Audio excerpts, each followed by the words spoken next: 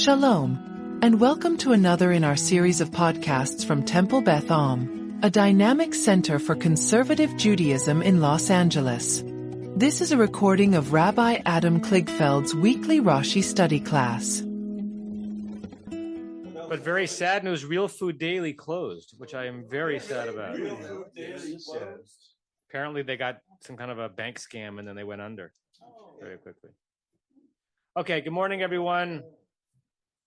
And hello to those who might be listening to this on the Temple Beth Am podcast. Just on the story of bagels, while we're on it, there was when I was in high school in New Haven, the cool kids with the car used to like to go during lunch break instead of eating lunch at school. They would go and get bagels and stuff at a restaurant that they referred to as Skinder in New Haven. And the reason they called it Skinder is because they didn't know Yiddish. Because who knows about Lender's bagels? You know about Lender's bagels, original frozen bagels? The Lenders were, still are, very significant members of the New Haven Jewish community. Their grandfather started with a bagel cart in the Lower East Side and turned into this conglomerate. What's that? Murray was one of the brothers. The father was Sam, I think. I remember when I was in middle school, they sold the Lender's name to Kraft. I remember the number because it was so crazy. They sold it for $125 million, which I don't know if that's a lot of money for selling. I mean, it's a lot of money, but in fact, that's a lot of money, right? Which meant that they couldn't derive any benefit from their last name anymore.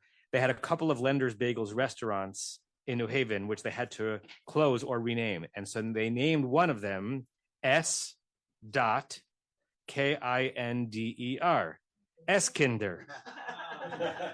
But the people in my school just thought it was called Skinder. And so it was a wonderful inside joke in the New Haven Jewish community to go eat at Skinder's for a couple of years. Okay, with that in mind, as a segue, I just want to say that microphone.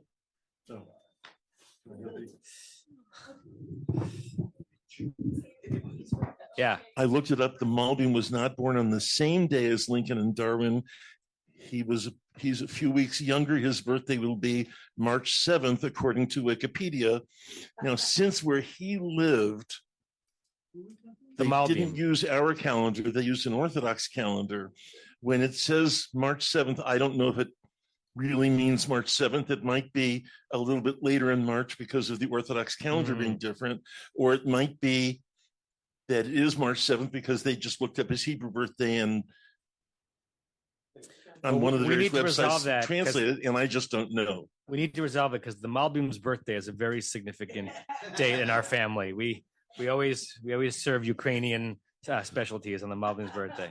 Well, he was also for a long time chief rabbi of Bucharest. Oh, I didn't know that. So if instead you serve something with Mama Liga, that would be completely appropriate. On that note, can I say a word? Yes, David. Last week you left early, and we discussed the mashkov, and I wasn't happy with the interpretation. Okay. So I needed a lot of time to think about it. So I didn't purchase a vineyard in Champaign, France, but I purchased a vineyard in North California, placed management. I had a lot of time to think about this word mashkov. So in my opinion, mashkov really is from the word lashkif. Lashkif amimon, which means to look over, observe, right? Yeah, to observe. And at that time, 1,000 years ago, it used to have the buildings built low entrance. So whoever didn't perform lashkif banged his head on the wall instead of bending. So this is one theory. The second theory is as if the word means watch yourself. Yes. That's good. And the second conclusion that I came that this word mashkov is originated with Yiddish word, really, is Meshiganakop.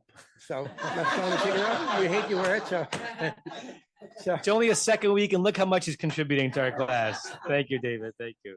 Leonard.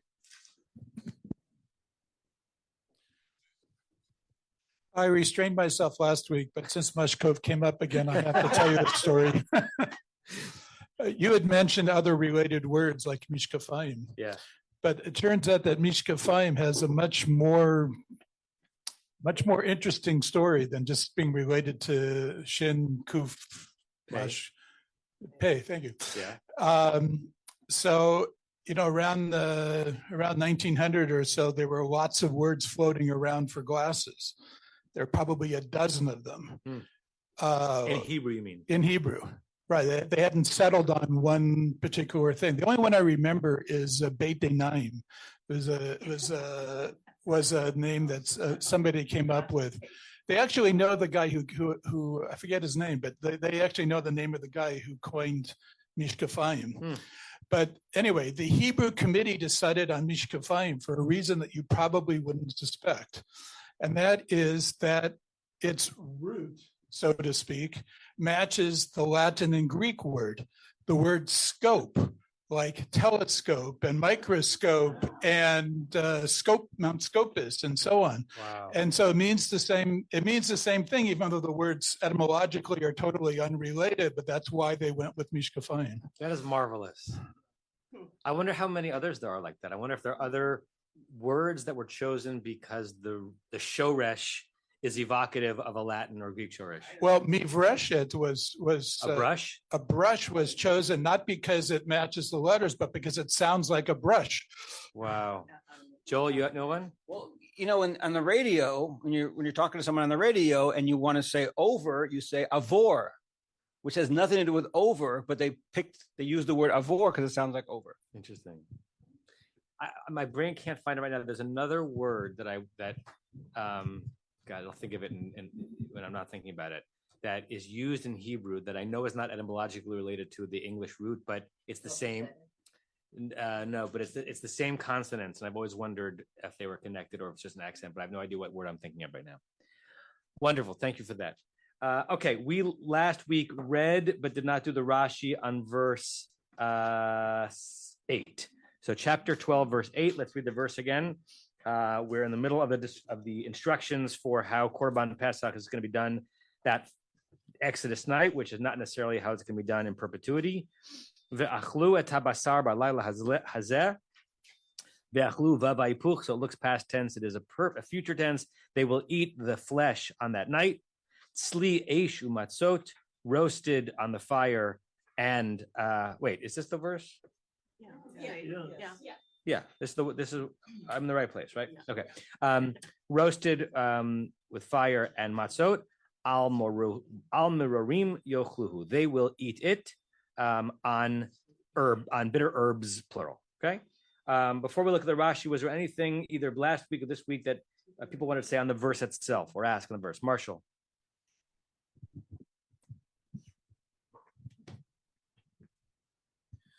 You know that I love Robert Alter's commentaries, and the word matzot, which is translated as flatbread, is quite interesting, his comment to me. He said the etymology of the Hebrew matzot remains uncertain.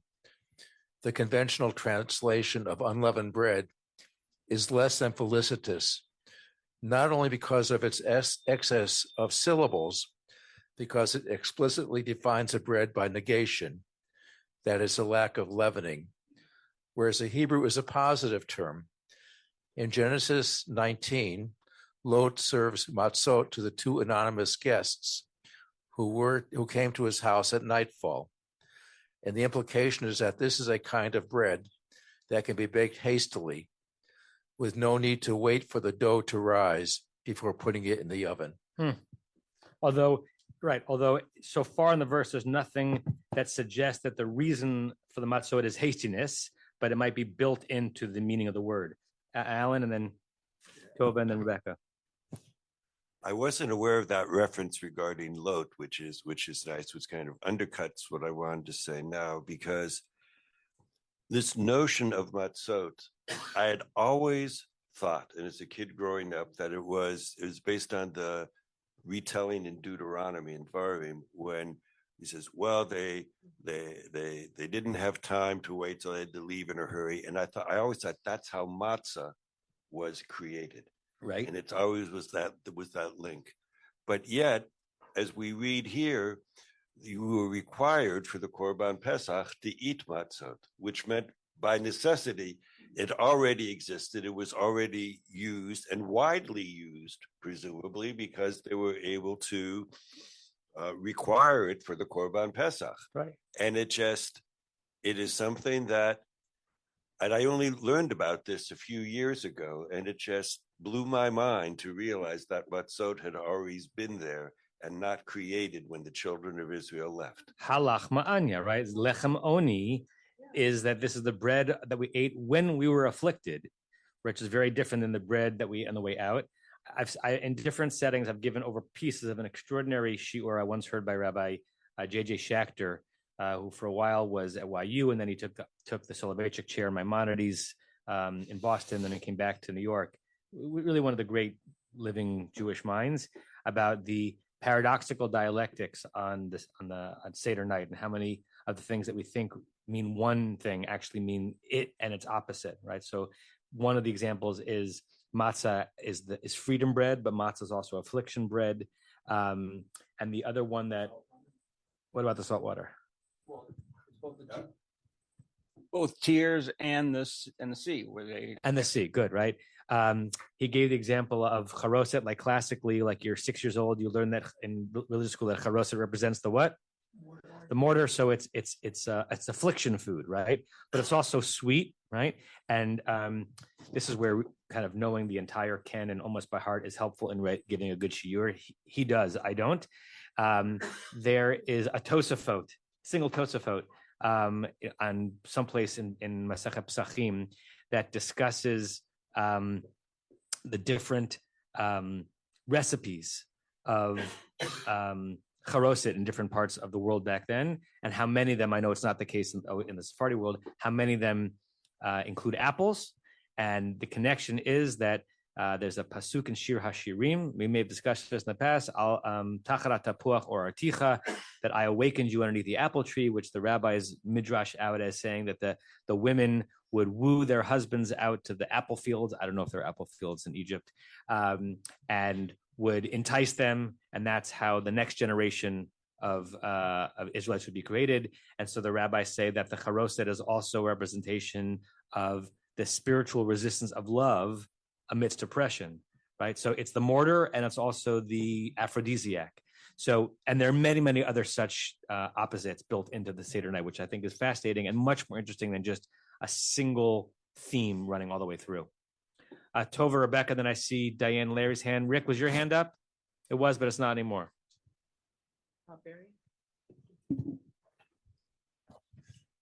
I'm just a little confused by the way the trope has been put on this, because if you read the translation, at least the one that I have, we have, and they shall eat the flesh in that night, comma, roast with fire, comma, and unleavened bread, semicolon, with bitter herbs they shall eat it. But if you read the Hebrew as it's troped, ve'achlu et habasar halayla hazeh, tzli esh hu matzot, al meroim yoklehu. Why is tzli esh hu matzot put together as a phrase? That seems very odd to me. Yeah. Yeah. Barry, can't talk unless you're on the microphone. One is the cooking, one's the eating. No, but why?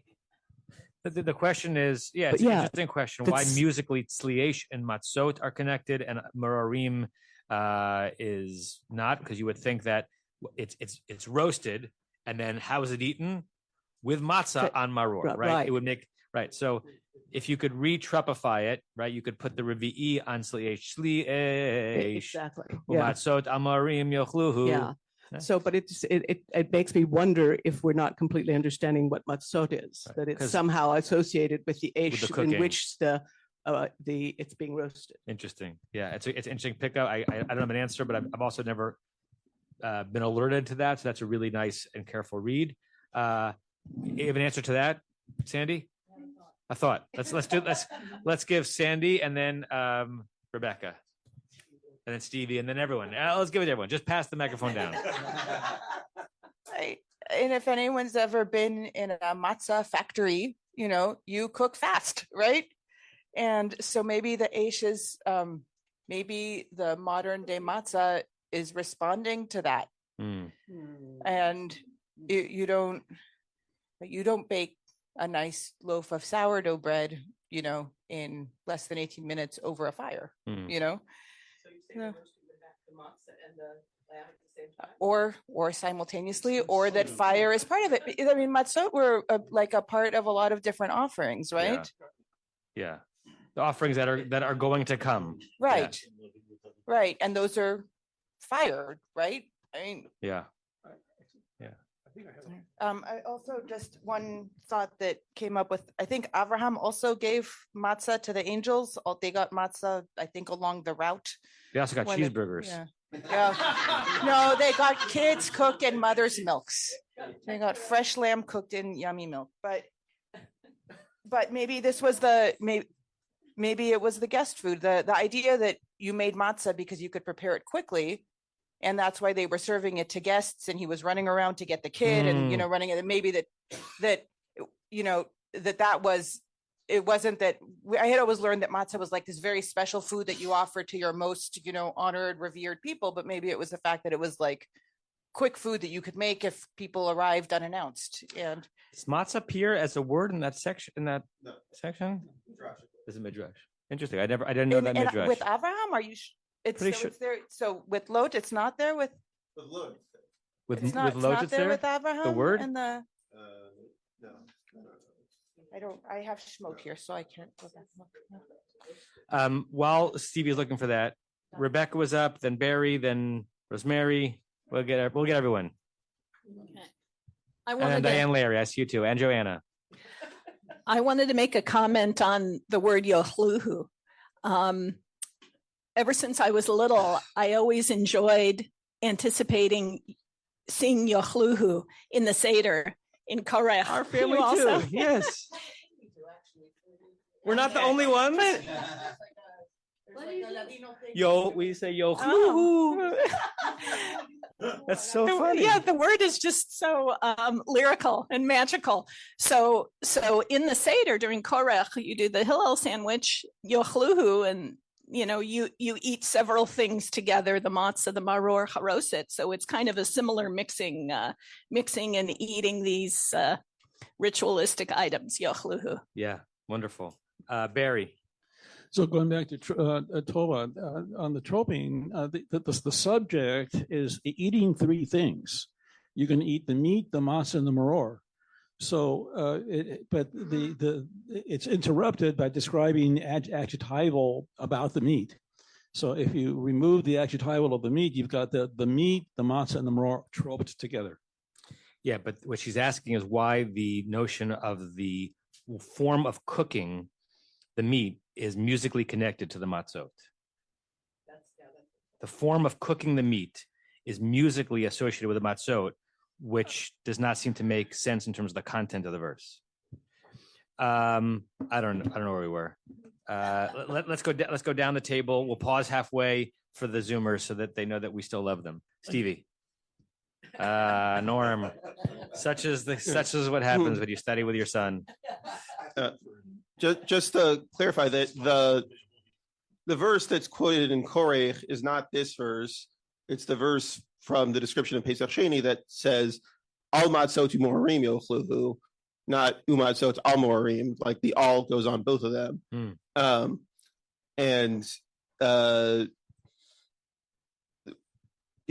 don't have a real explanation, but matzot is right in Leviticus. We find out that with a single exception, all the sacrifices are served, are not allowed to be served with leaven. So Sli Eish, if that's a sacrificial form of cooking as well, maybe these are both sort of things necessary, and Marim could be not of that category, but speculative. I don't have any. Thank you. Norm. I just want to highlight the distinction between umatzos and al-marorim, because we have an associative principle issue. Do we have meat and matzah both with maror, or do we have meat and matzah on maror? So it's just not 100% clear. It's all well and good that Hillel said we should eat all three together. But our practice combines that and a diversion tradition that would have us eat the three separately, making a separate bracha on each. Right. And to satisfy everybody, we then, in honor of Hillel, eat all three together, but only after we have recited, in our case two, but at one time three brachos, God willing, speedily and soon again. But the associative property that we borrow from mathematics makes a difference because the vav is not the same as all. Maybe it's an Oxford vav. I mean, it does show you the challenge of creating ongoing perpetual ritual based on semi-mythical texts whose language is not 100% clear as to what it even meant then, right? So we have to have a certain amount of humility that what we are so committed to doing in our families and our traditions and for thousands of years is based on a meandering path of interpretation. Rebecca? Oh, the Lot verse has matzah. And is it with a dagesh as well? A dagesh in the what? In the tzadi. In the tzadi? Because that's what I'm going to talk about. Yeah. There's always a dagesh in the tzadi. Yeah. So I wanted to take this a little further and look at that dagesh. Okay. Because sometimes the dagesh will mean that there's missing a letter. Mm-hmm. And if it happens to be an ayin, so that kind of makes it, then it's like a matzah, which is either an offering or something flat like matzaim or a bed, in which case you could interpret it as the tzli esh and the matzot have to do with the preparation, meaning it's going to be roasted and a sandwich in that, or like on something. Panini. Exactly. Oftentimes a dagesh, which is there not because it's a beged kefet letter that which is a dagesh kal, but a dagesh chazak. This is a dagesh chazak because tzadi is not one of the 6 beged kefet letters.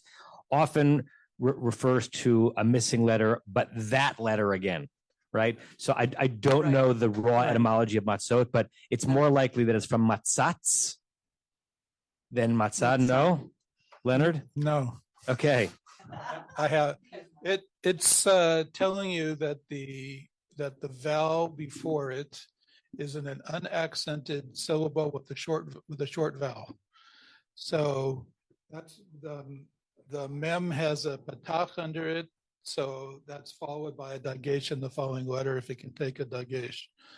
That's why when we have a ha in front of a word, the, right, the next letter almost always will have a dagesh in it.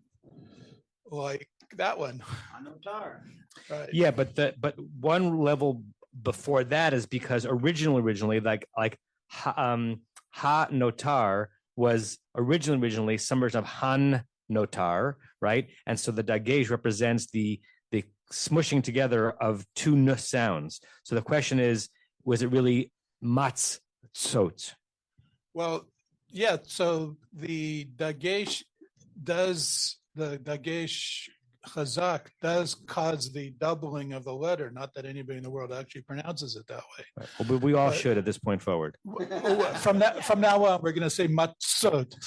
But the same thing appears in Arabic, and in Arabic they do pronounce it as a double letter. Interesting. So you have words like Allah and Muhammad. Oh. Is that why Allah has 2 L's? Probably. Exactly. Interesting. Exactly. But I had another comment. Okay. Actually. Pause the comment because we've got Zoomers waiting a long time, but we'll come back to you. Diane, Larry, Joanna, Rick, and then back to Leonard. Okay. Such a learned conversation. So weird or learned? Which word did he say? Learned. Ah, thank God. Learned league. So I probably already missed it either because Izzy was distracting me or has been so much time. So before the enachta, the first part of the verse is making it clear, to me at least, that not only they have to eat meat, so it's a fleshik night in the Jewish households, but they have to do it on that night. So it's that night, to me, which is emphasized. And then the rest of it follows, and there's lots of commentaries which I haven't fully absorbed, but Chizkuni has some interesting stuff there about why you have to roast it so that the Egyptians will smell it, and other things. The translations are interesting that I have here in terms of their punctuation. So Okay. Alter says, and they shall eat the meat on this night, fire Larry, roasted. can you speak 10% louder? Yeah. So Hold on. I know. You can probably increase the audio on your microphone, just because there's air blowing in our room and it's a little bit hard to hear you. Okay. Just let me go. So Diane's trying to technically fix it. In any case, so Alter says, and they shall eat the meat on this night, fire roasted, comma. So he puts the tzlil esh in before the atnachta, which I don't understand. And then he says, with flatbread. Well, pause. I mean, he's basically trying to be respectful to Tova's question, right? Like he's translating it against Trupp. I think so. Exactly. And but what's his name? Arya Kaplan, he translates it as eat the sacrificial meat during the night, comma, which is exactly what the trope suggests. Roasted over fire, period. So he separates the tzlilesh and then eat with matzah and bitter herbs. I don't have He any. puts that at the end. Right. Yeah. I do want to tell a quick story.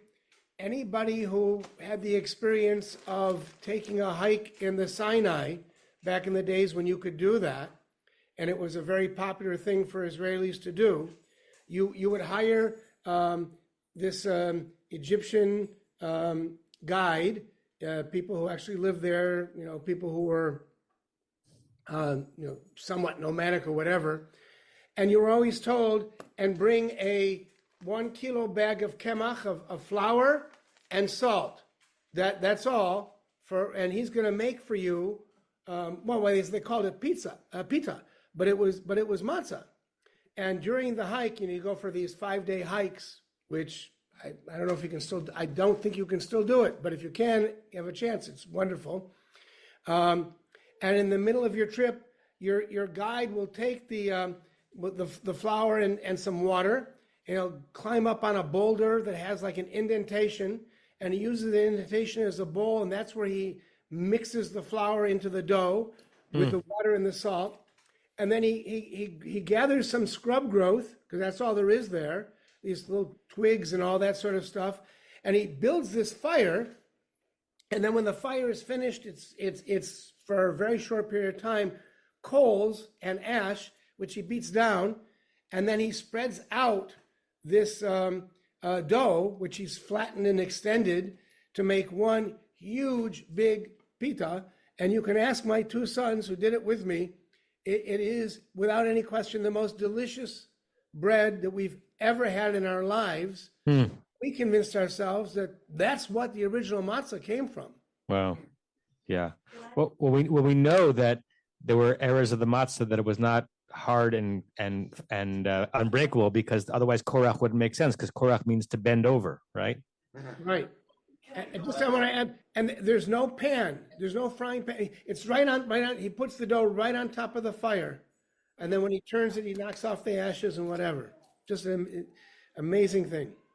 Can I just comment on that? Yes. That my experience was that it was done with camel droppings as the fire, both as the fuel and on top. And it really, yes.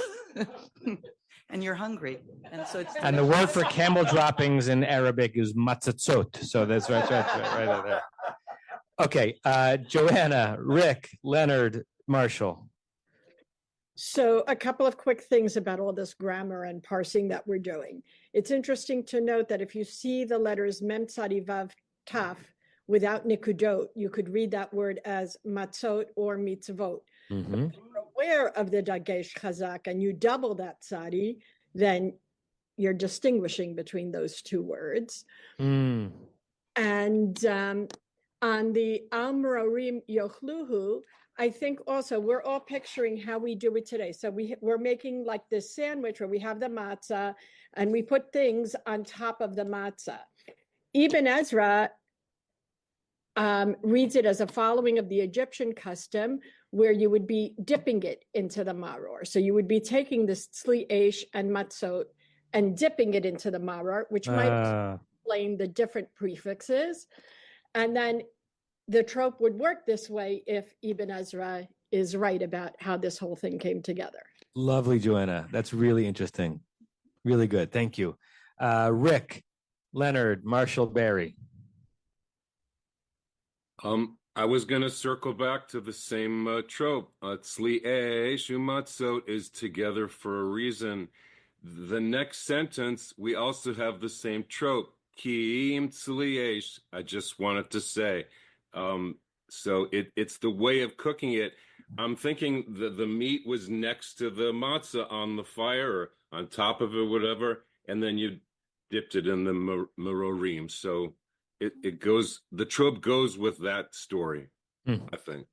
Yeah, and we definitely see that there are musical patterns to phrases and storytelling, which is why a lot of people find the book of Reshit a lot easier to learn than Vayikra and Dvarim, where there's less storytelling, but the music kind of works through the narrative, and sometimes phrases get the same trope or similar trope each time.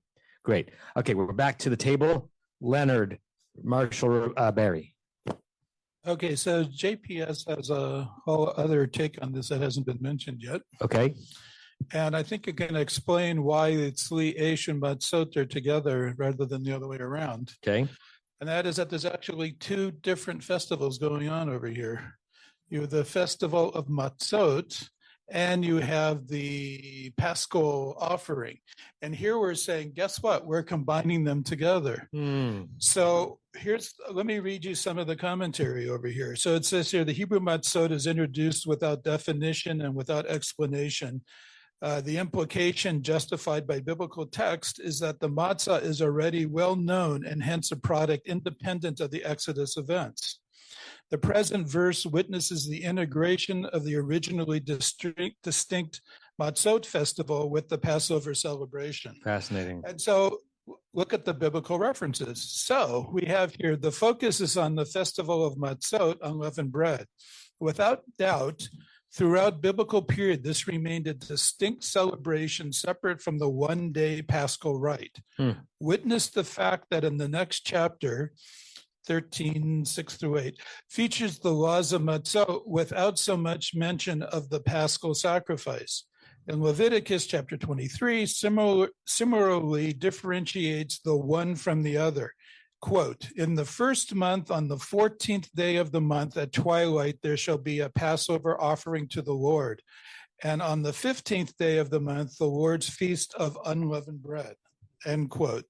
And continuing on here, during the Babylonian exile,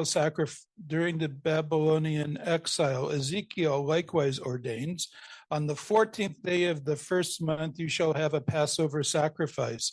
And during the festival of 7 days, unleavened bread shall be eaten. Finally, we are told in Ezra that when the exiles returned from Babylon, they quote, celebrated the Passover on the 14th day of the month, of the first month, and then joyfully celebrated the Feast of Unleavened Bread for 7 days.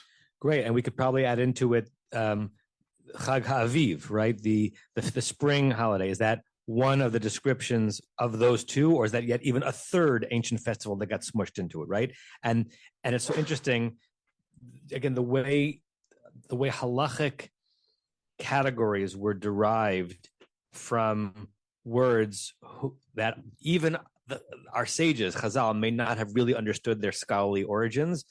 There's so much writing on those words, Chag Aviv, the entire notion of the intercalation of the calendar, and the reason why we have Adar Sheni, and the reason why we have the 7 out of every 19 leap years is because they were certain that whatever Pesach was, it had to happen in springtime. Springtime is a scientific thing now and then. It's when it's the solstice or the equinox, the vernal equinox, right? And they were aware of that. And if you don't intercalate the calendar well enough, then when you get to Chag HaMatzot or Chag HaPesach, it's not going to be yet Aviv, it'll still be Choref, and therefore you have to add the month in. But that doesn't mean that they were understanding Chag Aviv the way it was originally meant to be in the Torah, but they based it on that, right? Which is not to be confused with the Muslim calendar, which was the answer to the question on Friday. Did you get that right? Muslim calendar? Okay. Where were we? Marshall, Barry, Rosemary, microphone. Yeah, just adding to something that Larry mentioned with Robert Alter's translation, that he translates Sli Eish, and you notice there's a makaf between Sli and Eish as fire roasted, fire dash roasted, as if it's really one concept. It's one thought, not fired. Everett, roasted with. Were you mentioning Everett Fox there? Or Alter? Yeah. Everett Fox also likes to, if he can, take Hebrew words that seem to be hyphenated or with a hekef or a makef and find an English version that is close to it. What does he say here? Yeah, he doesn't do that here. Everett Fox just calls it roasted in fire, but occasionally he'll also borrow that hyphen. Barry, Rosemary, Stevie. So much for Rashi. Who needs Rashi? So going back again to the troping, to summarize a lot of discussion we just had, the habasor and matzot go together. So it'd be habasor and matzot, and al marim is also with, but the key thing here is we're combining habasor and matzot and marim, and the other stuff is adjectival. Yeah. Rosemary? Going back to matzot and bread with leaven, French bakers normally make the dough at night. At 2:00 in the morning, they have to go to mix it again, and 6:00 they put in the oven. So whenever it's a rush in Middle East, anywhere, in like Indians, they do that a lot. Just the guest arrives, they mix the flour with water, and they just cook it on the pan. So that's the fast food, and the other one is fancy food. But if we take it practically, in those times, we have to think when they had the cooked meat, so it wasn't on barbecue, and they had to put on something. Even till now in Iran, if you go in a popular restaurant, they have the bread, flat bread, and they make the kebab. They put on the flat bread, and they don't have spoons or forks, so they wrap it, and they have always to put herbs with it and eat. That's the way they eat. And if you go here, even in Iranian restaurant, they will bring the kebab, but before that, they have bread and herbs. It's not bitter, but it's all kinds of herbs. Great. Stevie. I'm not sure we've ever spoken so long about one verse. It's great. I mean, we've been lingering on just the verse, which we actually read last week for 40 minutes now. Stevie. So, yes. Strong emphasis. First of all, the Lot story does have the word matzot in it, but I was going to point out the phrase Sli Eish. We'll see here, and in the next verse, it's very prominent as like you have to do it this way. But there's in Deuteronomy, it says vashlu, that they roasted or seethed it, and in Chronicles they seem to clean up the issue by saying vayvizhalu haPesach ba'esh. They boiled it in fire. Yeah. So this is sometimes pointed to as an example of Chronicles trying to sort of like clean up the contradictions, but no, we're making a full sivu here. You mentioned Chag HaAviv and the intercalation that we have, and of course, on average, the calendar, even when the Sanhedrin was announcing months and setting the year, on average, there would still be 7 extra months in a course of 19 years. The Karaites to this day feel that it is important that in determining when that month of Aviv will be, it has to be a month in which the barley, will be sufficiently ripened so that they would be able to bring Omer to the temple, even in the absence of an actual temple to which to bring it. And so to this day, in late winter and early spring, they send delegations out to where there are wild barley fields, which happen to all be in the West Bank, what we call the West Bank. And they verify, is the barley close enough to being harvestable? Wow. And ripened so that we can declare the next month to be Aviv, or do we have to postpone it yet another month?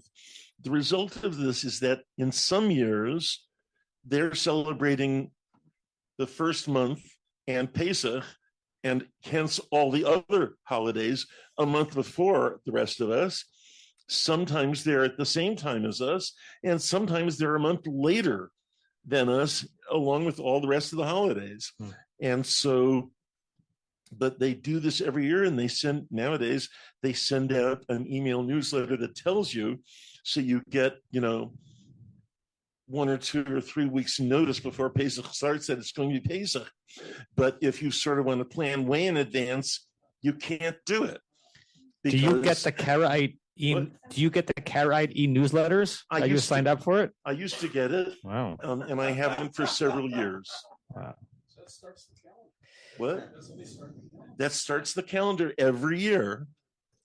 And they also, go and announce when they've seen a moon, so that sometimes their month starts a day before us, sometimes a day after us. But it also, it's never more than 30 days in a month, and so it goes. With that in mind, I want to show you what Onkelos does with this verse, and then maybe we'll get to a Rashi. So most of you have Onkelos in front of you, but not all of you, so I'll put it on the screen. Okay, so Onkelos, and if you're newish to the class, Onkelos is the kind of one of the oldest extant translations of the Tanakh, of the Torah, into the language that our ancestors spoke then, right, into Aramaic, which I'll say, like for the 100th time, doesn't mean that Onkelos was correct, but it tells you something about what they thought the words meant then. So it's on the screen. V'yechlun yat bisra. If you know a little bit about the connection between Hebrew and Aramaic, you can understand that. Yechlun ochel, right? Kol dichvin yete v'yechul, same sound in Aramaic. Yat et bisra, basar. B'leila hahu, on that night. Tvei, roasted. Nor, which is or, you know that from Chad Gadya, the Nura. And he translates matzot into what seems like a random Aramaic word, patir, right? Now, if you look at what patir means in the Jastrow, and this is a bit Jastrow understands its meaning from sources like this, so it's a little bit circular. Where's Jastrow? Okay, so patir, no, where is it? 1 second, here. He says that patir is interesting, maybe, I'm not sure. It's from the root patar, which in Hebrew can mean to die, like niftar. It can mean to fire or retire, right? Maftir is called maftir. It has something to do with the Torah because it's the thing with which we take leave, complete the Torah service. But in Aramaic, apparently patar is more close to pure or plain. And so patir, if you see source 2, is unleavened bread, not because it hasn't risen, not because it's made quickly. It's just the plainest form of bread, right? But the choice to translate matzot into patir, to me, it leans towards Onkelos' understanding that this is it's just a word. It's not a word that was invented for the story. It's just, that's an ancient Hebrew word for a flatbread, and this is an Aramaic word for a flatbread, but it's not a word that is weighed down with the meaning of narrative. It's just a word. Because if it were a word that was kind of created through the narrative, I think he would have translated like by putting an aleph at the end of matzot, making it an Aramaic sounding word. He says, no, matzot is just a word meaning a flatbread, and here's a good Aramaic word for it. Just an interesting choice on his part. Okay, Rick, and then we are going to start reading a Rashi. Hi, I actually was going to ask you to look at Onkelos, and in my Silverman, it has a dagesh in the tet of ufatir. So I was going to ask about that word. So you went right to it. So thank you. You're welcome. There's also a marvelous chat going on for those of you who are not in the Zoom with Rachel and Matt, each remembering a specific class that Jody Myers, Zichronah Livracha, gave at Beth Am 30 years ago during some kind of like a Pesach workshop that Beth Am offered. So pretty amazing that Jody, who is an incredible teacher, gave a shiur that two members of this class not only remember, but are actually remembering the details of 3 decades later. And that Jody used to study with us. Yeah. Norm organized it. Amazing. So that shows you the power of learning, right? Okay, let's look at Rashi. Whom have we not heard from today? Alan, you've been kind of quiet. Do you want to read the Rashi? Take a microphone. What verse are we on again? Verse 8. Was that a joke? Yes. Was that a burn? Watch out or we're going to roast you. Go ahead. Sorry, Joel, that was your line. Et habasar, the flesh, velo gidim va'atzamot, but not the sinews and bones. What's the import of what Rashi's saying there? Aside from just clarifying, like, so what do we need to know? What's significant about him clarifying that when the Torah says that you should eat the meat and he excludes from that the sinews and connective tissue and the bones?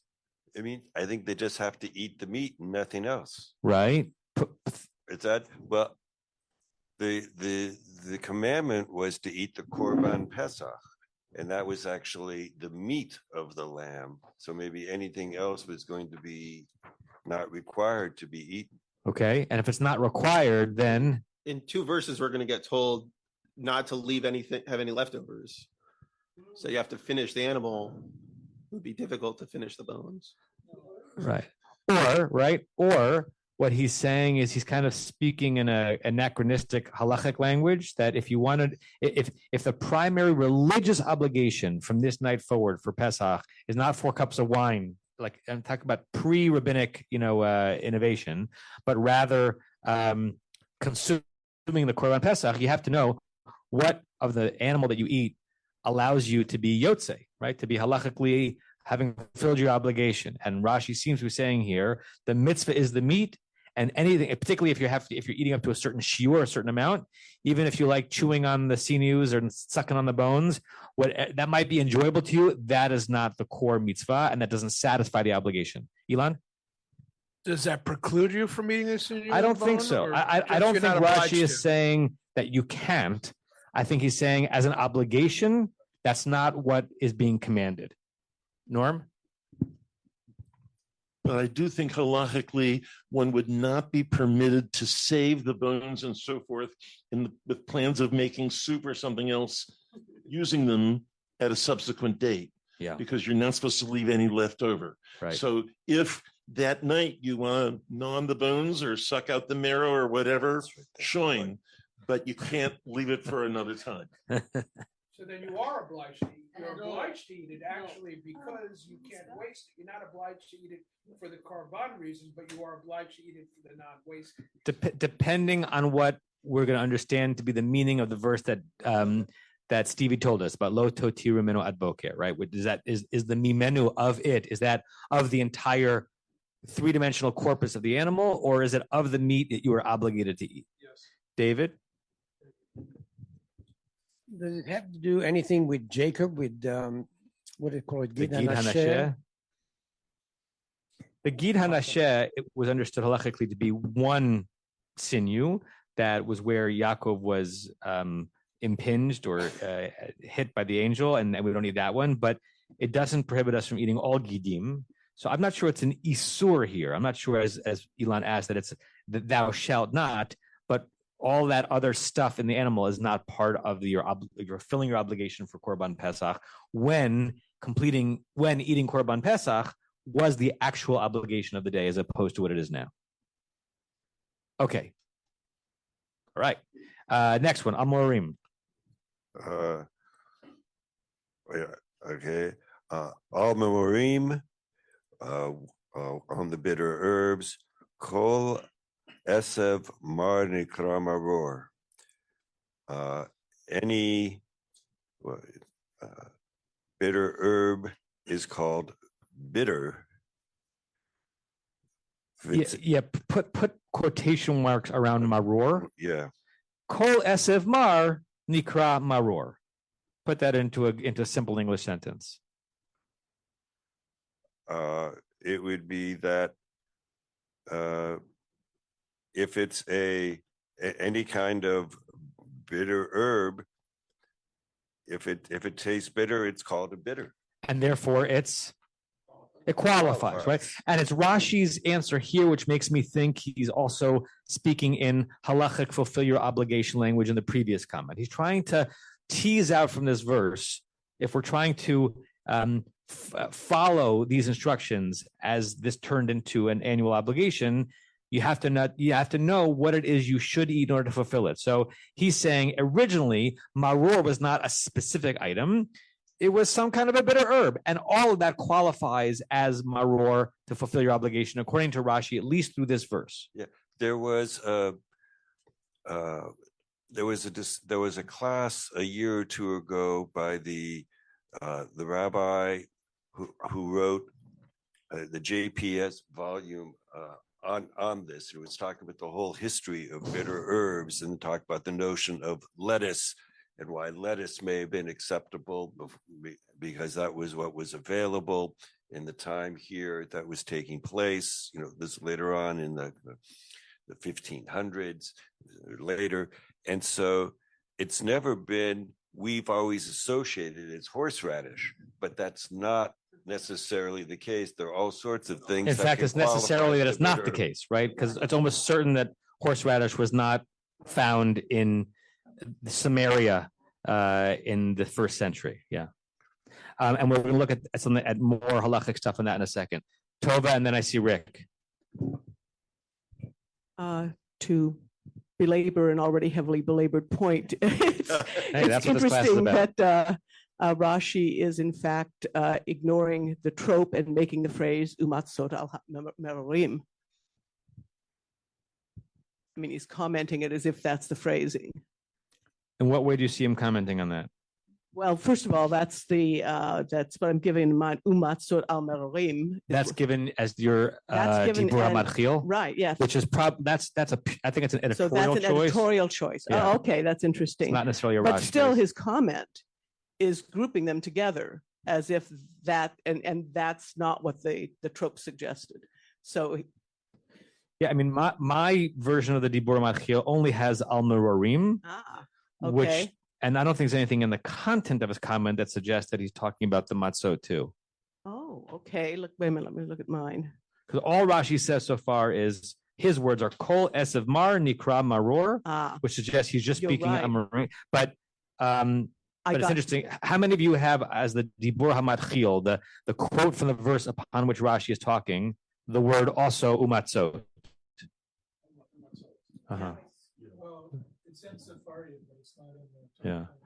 I mean, it's a double editorial choice because it's an editorial choice probably in the original versions of Rashi, trying to guess what things he was speaking about. And then it's an editorial choice in the 20th, 21st century. As you're printing a Rashi, how are you choosing to list the Diburei HaMatchil?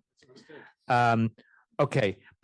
Yes, Marshall, then I want to show you. Oh, Rick was up next. Rick, sorry, then Marshall. Yeah. Hi, thank you. And it was pertinent to what we were talking about, believe it or not. So in Rashi, the Velog. Listen.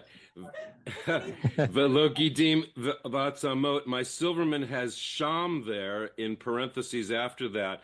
But then when I look at the English, it's got Mechilta Pesachim Pesach and then 83a. So I looked there, and there was all sorts of details about the sinews and whether you should eat the bones or not. It's all there. But Yeah, I just Sham means wanted the ibid. okay. Sham Well, just means like the last the one thing that was before. quoted as a source, it's there. Yeah, but in my Silverman, it just has an ayin and then a yud and then mechilta, I guess, mem chaf yud. Yeah, But it means doesn't look have at that 80 ayin means look at the mechilta, and then it gives you the Right. citation. But it doesn't have the 83A, so I just wanted the people to know that. That's all. Page 80. Steve, is your hand up? Yeah. Give Steve the microphone. Just Tova might appreciate that Ramban very directly addresses the question of umatzot al morim, and not the trope necessarily, but and he has a long halachic argument basically saying that matzot is its own separate requirement, but morim is only a requirement attached to the requirement of the basar, and that he argues if the word choices were different, you would come to the conclusion that you have to literally eat them together mixed up in the same bite, but that is not necessarily the case anyway. But he gets into it. Thank you, Marshall. To just expand on the mechilta, it actually adds a couple of words. Lo gitim v'lo atzamot v'lo karnayim v'lo tlafim. 1 second here. And they shall eat the flesh, but not sinews or bones or horns or hooves. Yeah, too bad. God, I love my shofar meat. Okay, do we have time for one more thing? Let me show you this on the screen. So just to jump into not modern texts, but purely halachic texts that are not talking about the verses anymore, but obviously they're based on it. This is the Shulchan Aruch, 16th century, on the obligation to eat maror. And look what it says. Is it big enough for people to see? Elu yirakot, these are the vegetables, sheyotze bahem, that a person can fulfill through them, yidei chovato, his or her obligation for maror. The first one is chazeret, right? Many of you know that some Seder plates have a spot for chazeret and for maror. That's probably a bifurcation of something that was original, because chazer, which is probably in here, this is still a guess, some kind of a bitter lettuce like a romaine, was probably the means by which they fulfilled the obligation of maror. But at some point that split off into two different places on the Seder plate. And ulshin, and we know what ulshin is. If you look at Jastro on ulshin. Rabbi, can you repeat the source that you're using right now? Not the Jastro, but what you're reading? Shulchan Aruch. Shulchan Aruch Orach Chaim. What's the citation? 473.5. Okay, so ulshin, which again it's very hard to trace species of vegetables across languages and centuries, but according to Jastro, ulshin is not only a medieval Hebrew word, but it's an old enough word that Jastro defines it, and it's endives, right? Which makes sense. Endive has a certain bitterness to it, and there's some people I know who use endive as their maror. And if you look at the Magen Avraham, which is a commentary in Shulchan Aruch by Avraham Gumbiner, which I think is the 18th or 17th century, on ulshin, he says a bunch of words in French. I don't know if they're kurbai, and I have no idea what that refers to, or krushpla, and then the Lashon Aravi, in the language of the Arabic, endivi. So I have no idea if there's actually a word in classical Arabic that sounds like endive, from which we get the word endive. But according to Magen Avraham, who's Poland, 18th century, he thinks that there is. Sorry, I read that wrong. Krushpili b'lashon Aravi, whatever the word krushpila is, that's Arabic, and endivi b'lashon Sfarad. In Spanish, it's probably, yeah, that makes more sense. Yeah, Sue, and then we'll end with this because we're over. Kushpila sounds a lot like kuspara, which is cilantro in Hebrew. Could be. Okay, so we're halfway through. We're well done, folks. We read 7 words of Rashi today. I want to say, just so that as a matter of pride and joy, that I think that we're at the historic apex of the number of people in this class. It's just really wonderful that about 25 or 30 of you every week are coming to study Torah together. It also means that's a little more like it's like all the animals who are trying to get into to their mother's milk, right? Like there's a lot at the trough, right? Everyone is claiming for an opportunity to speak, and I want everyone to speak, but it's just harder when there are 30 people versus 12 people. But it's a good problem to have, and I love studying Torah with you weekly. So see you next week. Be well. Happy Wednesday. You've been listening to another in our series of podcasts from Temple Beth Am, a dynamic center for conservative Judaism in Los Angeles. If you enjoy these podcasts, we invite you to write a review on the Apple Podcast website or wherever you get your podcasts. For more information on Temple Beth Am, Los Angeles, go to www.tbala.org.